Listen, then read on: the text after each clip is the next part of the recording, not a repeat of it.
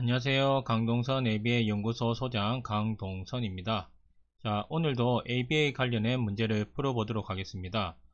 오늘도 준비한 것은 연속해서 수동적 조건 형성 관련된 문제를 풀어보도록 하겠습니다.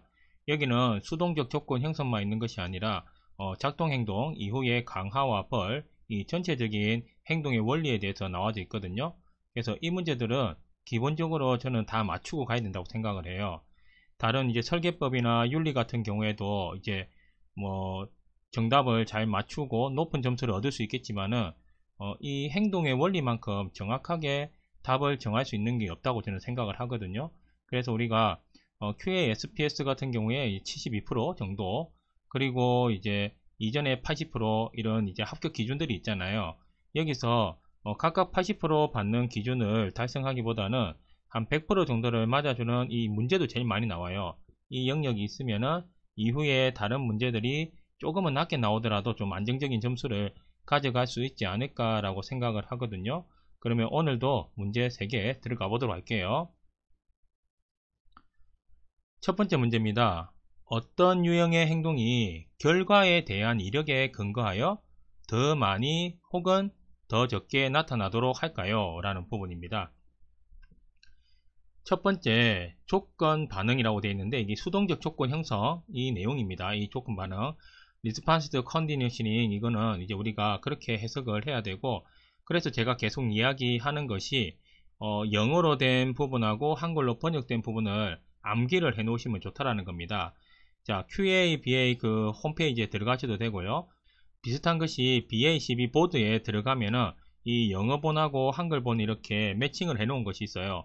그걸 자주 이 용어가 나올 때 보면서 하면 좋을 것 같아요. 왜냐면 해석을 할 때 정확하게 하면 좋은데 그냥 조건 반응이라고 해버리면은 우리가 나중에 더 헷갈릴 수 있거든요. 그래서 정확한 용어를 알고 하면은 혹시나 잘못된 해석이 나오더라도 그 영어를 보고 그 개념을 정확하게 할 수 있지 않을까라고 생각을 하고 있습니다. 자, 그런 내용으로 보고, 두 번째가 작동 행동입니다. 자, 우리가 조작적 행동 형성 같은 부분이 있죠. 자, 이 부분 한번 보시고, 세 번째가 작동 조건. 자, 네 번째가 해석대로 하면 반응 행동이라고 되어 있습니다. 어떻게든 쓸 수 있는 말이지만은 저희가 자주 쓰는 용어가 아닌 것도 있죠. 그래서 이거 한번 보시면은, 자, 이 문제에 답이 다 있습니다. 이게 하나의 개념이에요, 이거. 행동이 결과에 대한 이력에 근거하여 더 많이 혹은 더 적게 나타나는 거, ABC라는 이론 혹시 알고 계신가요? 자, 거기에 보시면은 SD, 자, 변별 자극이 있을 때 어떤 행동을 했고 그 결과가 강화를 받으면은 이 변별 자극을, 자, 특정 나머지는 강화를 받지 못하면 S 델타가 된다고 했죠. 그러면 특정 변별 자극을 익힐 수 있는 거, 이게 DTT 교육에서도 나오고 이 조작적 조건 형성에서 나오는 거예요. 그래서 어떠한 결과를 받는 것에 따라서 어떠한 상황에서 어떠한 행동을 더 많이 할 수도 있고 때로는 더 적게 할 수도 있는 것. 자, 이 부분이 바로 우리가 보통 말하는 작동 행동이라고 하는 겁니다. 그래서 이 개념을 이해하면서 이렇게 풀으셔도 되고요. 안 그러면은 작동 행동의 정확한 개념이 저렇게 나오거든요. 저걸 정확하게 암기하고 있으면 좋을 것 같습니다.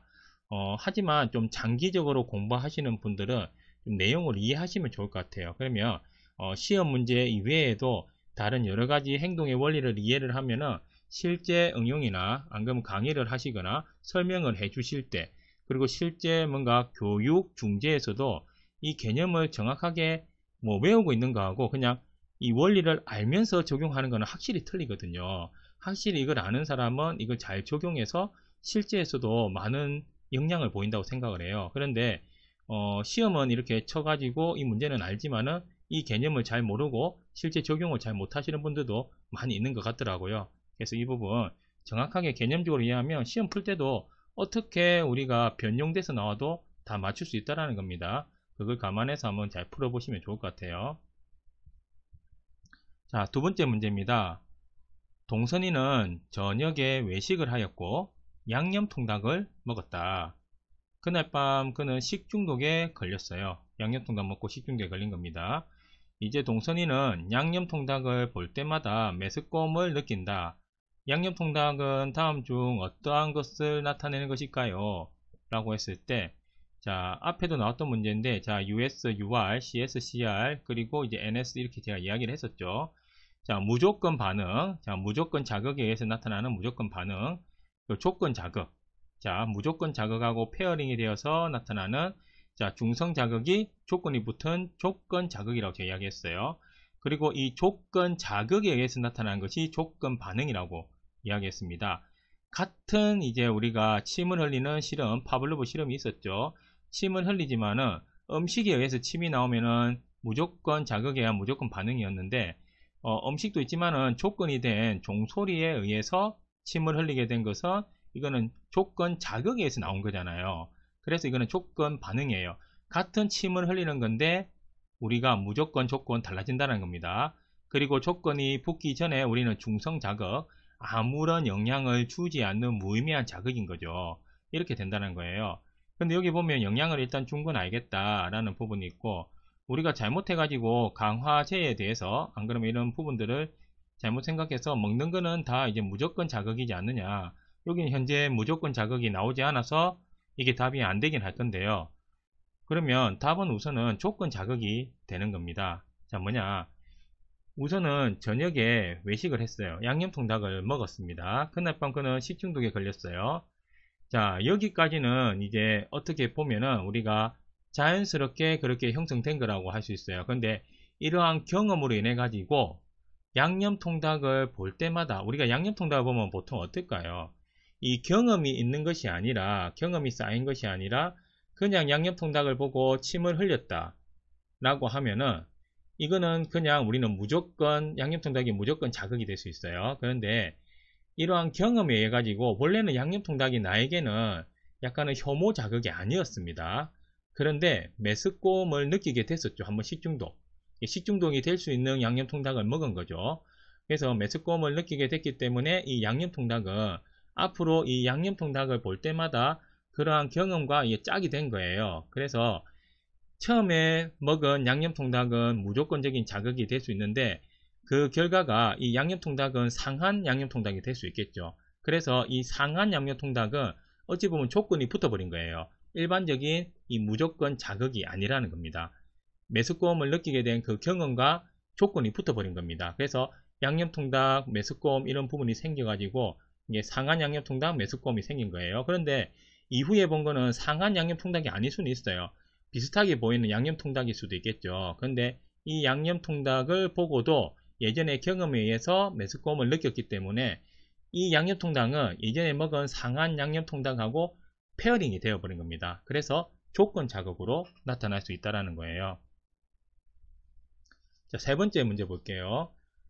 조건 자극이 더 이상 조건 반응을 이끌어내지 못할 때까지 조건 자극이 무조건 자극 없이 반복적으로 제시되는 것을 무엇이라 하는가. 제가 2018년도 BCBA 시험을 칠 때 이 비슷한 문제가 나왔던 기억이 조금 있거든요. 그래서 한번 보시면은 첫 번째가 반응 소거입니다. 자, 이 영어도 해석을 잘 보시면 돼요. 뭐 소거, 소멸 이렇게 이야기할 수도 있거든요. 자, 두 번째가 네거티브예요. 자, 부적 강화입니다. 부적 강화. 세 번째 조건 반응이에요. 조건 반응. 자, 그리고 자, 조작적 조건 형성. 자, 오퍼런트 비헤이벌 작동 행동이라고 했죠. 자, 오퍼런트 컨디셔닝 해가지고 우리가 조작적 조건 형성이라고 이렇게 이야기를 할 수 있습니다. 그럼 이 원리를 잘 보시면요. 여러 가지가 나올 수 있는데, 자, 조건 자극, 여기서 조건 자극은 무엇이냐? 페어링이 된 조건 자극인 거예요. 무조건 자극, 그게 우리가 그 종소리가 있고 음식물이 있잖아요. 그러면은, 종소리 울리고 즉시 음식을 주게 되면은 침을 흘리게 됐죠. 그래서 종소리만 울려도 음식이 올 거라는 기대감이 있어서 이게 유지가 된 거예요. 뭐 간을 강화해서 유지가 됐던 처음에 연속 강화해서 이게 습득이 됐다라는 겁니다.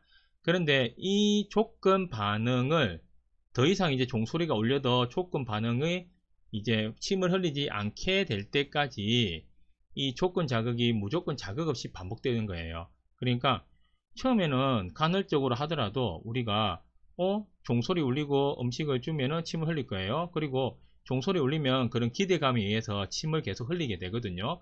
그래서 그 음식이 없더라도 어느 정도 유지는 되기는 해요. 그걸 우리가 잘못하면 이제 간헐 강화가 돼가지고 습득하고 유지하는 개념도 될 수가 있거든요.